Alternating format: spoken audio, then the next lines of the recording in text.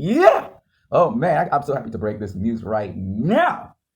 So first of all, if you notice on Twitter, DC has Zack Snyder's characters mixed in with their characters from the cartoons, showing you that DC is actually pushing their focus back to Zack Snyder's Justice League, right? And then these posters came out. Fallen, hashtag the Snyder Cut. Risen, hashtag the Snyder Cut. United, hashtag the Snyder Cut. It streams. There's a date. What's the date? That's right. March the 18th of 2021. We have a date, folks. Release the hype engine. Oh my goodness. Man. DC has apparel. This one is Steppenwolf.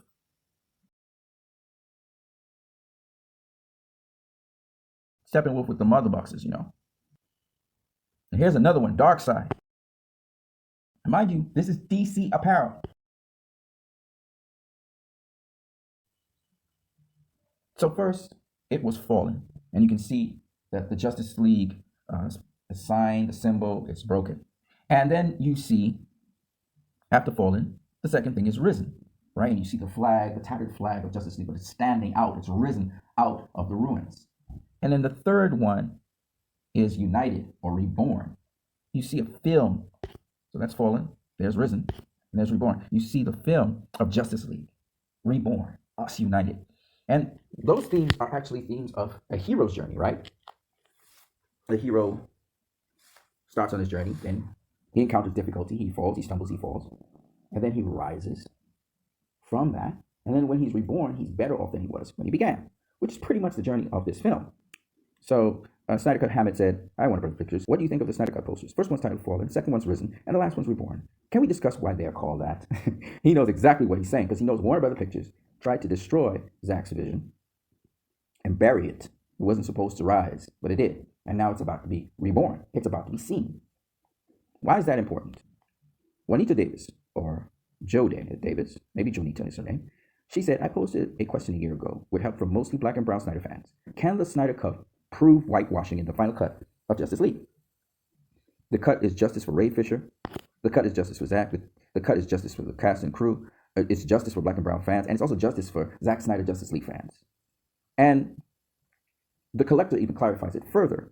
When Brennan Foss tries to respond, he says, damn, I was about to say stop making everything about race. And then I saw this.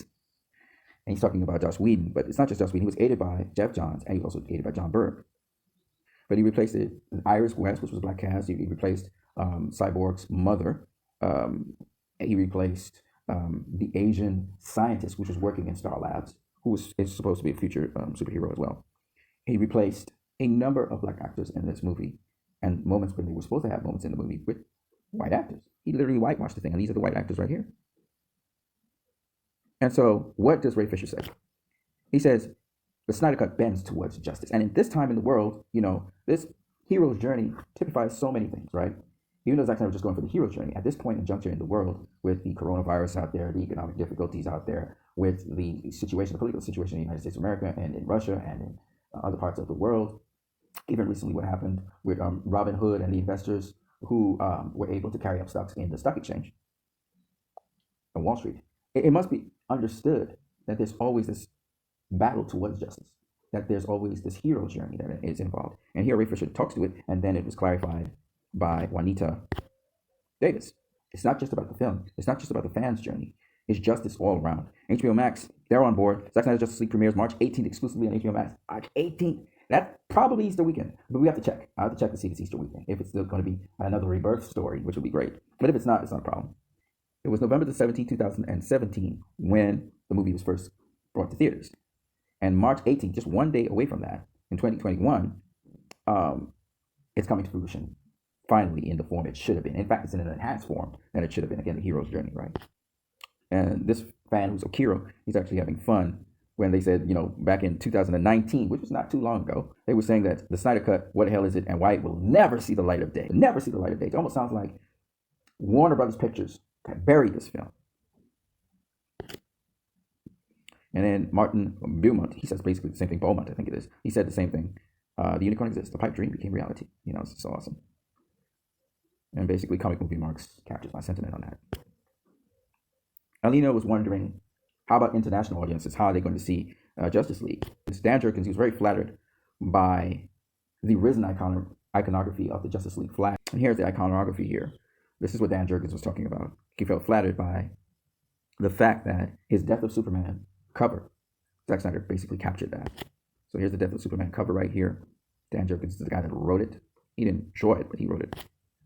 Zack Snyder pays tribute to that. So that's why he said he was flattered. This vanguard of the Snyderverse, he captures the whole thing by saying that dead shall live, together with my dead body shall they rise. Awake and sing, O ye that dwell in dust, for your dew is as the dew of herbs, and the earth shall cast out the dead. Isaiah 26:19. And basically this is speaking about us rising with Christ when he rises from the dead. So this is the hero's journey again. And I guess this will also happen with Superman somehow, some way. Now, as to the question about international people and what they would do, how will they get access? Warner Media actually covers this, in addition to other details, which if you can freeze the screen, you'll see it. They speak about, for international launches for Zack Snyder's Justice League, concurrent with the premiere on HBO Max in the US, the DC film will be available exclusively on HBO services in Europe, across the Nordics, Central Europe, Spain, and Portugal, as well as the HBO Go service in Asia. In Latin America, the title will be premiered exclusively on HBO Max, so HBO Max is coming to this region. I think it's already here in Trinidad with Digicel, but I have to check it out when the service launches in the region later this year. Details on the additional international release dates and plans will be announced as soon as they are available. And here are some of the territories there. Yeah, and this is a little short synopsis of the movie even. In Zack Snyder's Justice League, it's determined that they're going to ensure that Superman's ultimate sacrifice is not in vain. So Bruce Wayne will align forces with Diana Prince with plans to recruit a team of metahumans to protect the world from an approaching threat of catastrophic proportions.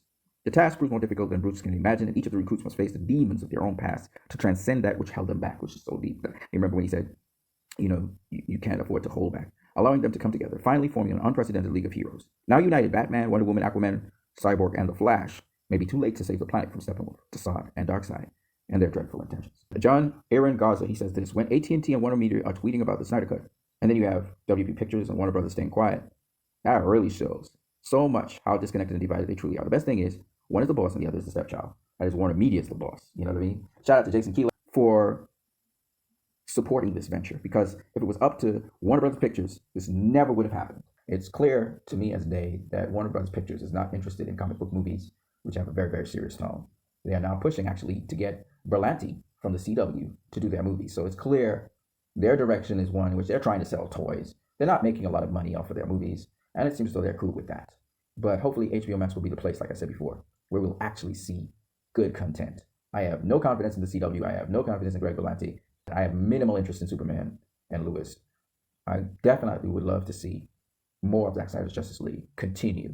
Am I looking forward to seeing it on HBO Max here in Trinidad? Absolutely. And I also want to see it on IMAX. And I believe if everybody all around the world can see this thing on streaming services, it's going to be crazy. It's going to be crazy. Right now, I know what's trending is either the Snyder Cut or Zack Snyder's Justice League.